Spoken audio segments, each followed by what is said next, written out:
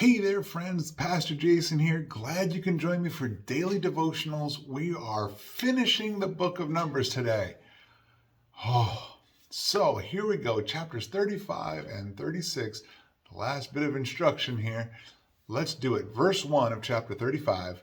The Lord again spoke to Moses in the plains of Moab by the Jordan across from Jericho. Remember, they haven't crossed over to the promised land yet, and Moses won't get to.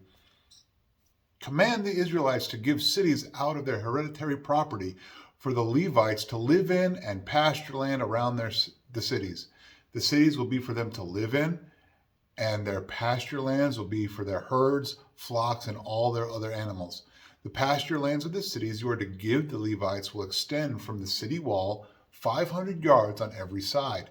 Measure 1,000 yards outside the city to the east side, 1,000 yards from the south side, 1,000 yards for the west side, and 1,000 yards for the north side, with the city in its center. This will belong to them as pasture lands for the cities. The cities you give the Levites will include 6 cities of refuge, which you must provide so that the one who kills someone may flee there. In addition to these, give 42 other cities. The total number of cities you will give the Levites will be 48, along with their pasture lands.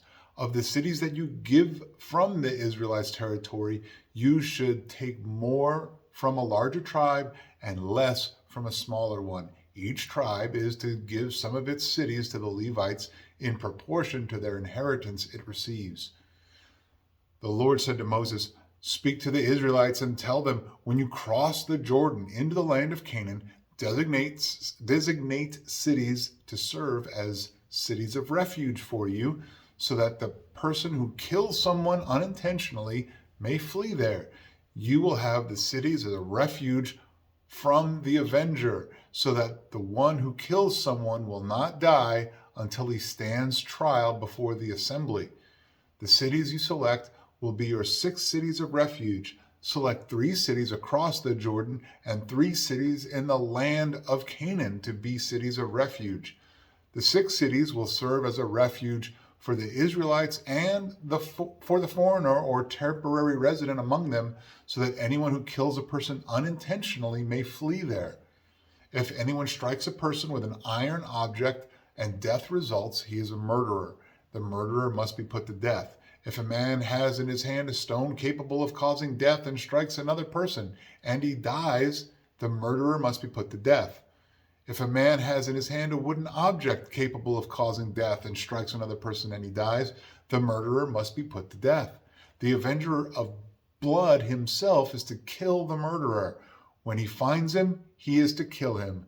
Likewise, if anyone is in hatred pushes a person or throws an object with malicious intent and he dies, or if in hostility he strikes him with his hand and he dies, the one who struck him must be put to death. He is a murderer. The avenger of blood is to kill the murderer when he finds him. But if anyone suddenly pushes a person without hostility or throws an object at him without malicious intent or without looking, drops a stone that could kill a person and he dies, but he was not his enemy and wasn't trying to harm him, the assembly is to judge between the slayer and the avenger of blood according to these ordinances. The assembly is to protect the one who kills someone from the hand of the avenger of blood. Then the assembly will return him to the city of refuge he fled to. He must live there until the death of the high priest who was anointed with the holy oil. If the one who kills someone ever goes outside the border of the city of refuge he fled to, the avenger of blood finds him outside the border of his city and of refuge and kills him, the avenger will not be guilty of bloodshed, for the one who killed a person was supposed to live in his city of refuge until the death of the high priest. Only after the death of the high priest may the one who has killed a person return to the land he possesses. These instructions will be a statutory ordinance for you throughout your generations, wherever you live. If anyone kills a person, the murderer is to be put to death based on the word of witnesses. but no one is to be put to death based on the testimony of one witness. You are not to accept a ransom for the life of a murderer who is guilty of killing someone. He must be put to death. Neither should you accept a ransom for the person who flees to his city of refuge, allowing him to return and live in the land before the death of the high priest. Do not defile the land where you are, for bloodshed defiles the land, and there can be no atonement for the land because of the blood that is shed on it, except by the blood of the person who shed it. Do not make the land unclean where you live and where I reside, for I, Yahweh, reside among the Israelites. And lastly, chapter 36. The family leaders from the clan of the descendants of Gilead, the son of Machir, son of Manasseh, who were from the clans of the sons of Joseph, approached and addressed Moses and the leaders who were over the Israelite families. They said, Yahweh commanded my Lord to give the land as an inheritance by lot to the Israelites.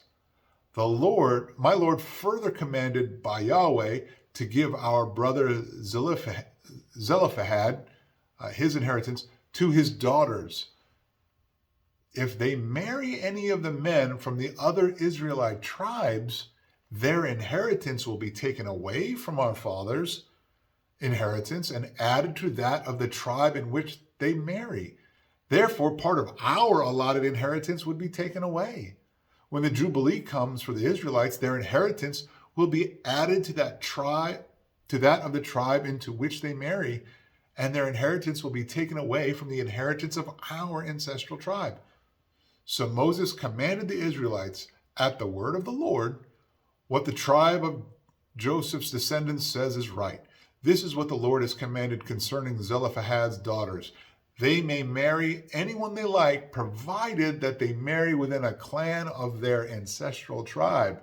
An inheritance belonging to the Israelites must not transfer from tribe to tribe, because each of the Israelites is to retain the inheritance of his ancestral tribe. Any daughter who possesses an inheritance from an Israelite tribe must marry someone from the clan of her ancestral tribe, so that each of the Israelites will possess the inheritance of his fathers. No inheritance is to transfer from one tribe to another, because each of the Israelite tribes is to retain its inheritance. The daughters of Zelophehad did as the Lord commanded Moses. Mahlah, Tirzah, Hoglah, Milcah, and Noah, the daughters of Zelophehad, married cousins on their father's side. They married men from the clans of the descendants of Manasseh, son of Joseph, and their inheritance remained within the tribe of their father's clan. These are the commands and ordinances the Lord commanded the Israelites through Moses in the plains of Moab by the Jordan across from Jericho. And thus ends the book of Numbers. Chapters 35, 36. I hope they've been a blessing to you. Chapter 35, instruction about what to do when someone has died, whether it's intentional or unintentional.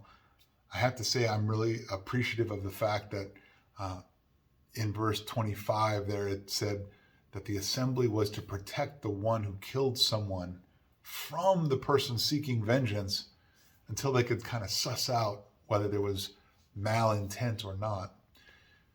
We too should be looking to protect life. And we get the idea of how important, like with that chapter, I hope you felt it, how important it was to not shed blood, to not murder someone. And then when we think about it, when we think ahead, when we know ahead what Jesus has to say, we shouldn't hate anyone in our hearts. It's equivalent. So we need to make sure that we are being graceful, full of mercy, looking to protect people as much as possible. And then the last chapter, 36, the people of the Lord thinking about what the Lord says, and that, there's a situation here where we could wind up losing out some of the land that we were promised. And clearly this becomes, they might do that. And so it becomes they work it out for not only Zelophehad's daughters, but any other daughter who would wind up with an inheritance. They wanted to make sure that land did not start swapping hands between tribes, right? That tribal ancestry land stayed with its ancestry. Well, when we started Leviticus and Numbers, I told you these were the full ones for me. These are the most difficult ones for me. I tend not to go to them, but it has been a blessing to read them, see the allusions to Christ through them all. Hopefully you've been blessed at that as well. Hopefully you've been even taking in more than maybe even I'm expressing here on video. I hope that you find these chapters a blessing, and I hope to see you tomorrow as we start to read Deuteronomy. Deuteronomy is Moses' swan song just before he dies and before the Israelites head into the promised land. Join me for that tomorrow. Be blessed, be a blessing, and I'll see you as we start Deuteronomy tomorrow. Have a great day.